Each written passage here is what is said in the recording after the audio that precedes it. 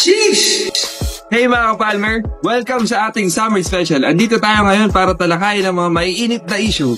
This is Captain Palmer and ngayon pag-uusapan natin ang mga top causes ng fire accidents this summer season. Kaya relax and tara na!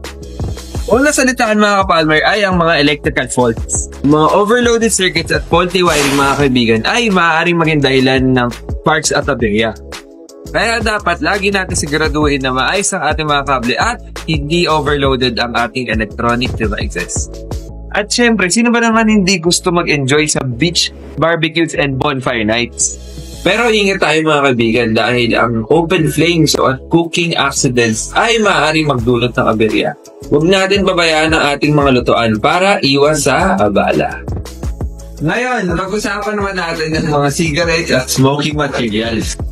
Ang pag-iossi ay relaxing para sa iba. Pero ang maling pagtapon ng cigarette butts ay pwede maging sanhi ng aberya. Kaya mag-ingat tayo sa pagtapon ng basura.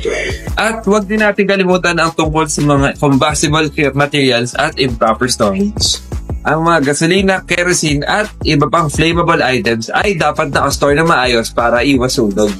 At lastly, si Mother Nature ay may mga sorpresa rin. Diyan yung wildfires, lightning strikes, El Nino at iba pa. Kaya ingat tayo sa mga outdoor activities lalo na kung mainit ang panahon.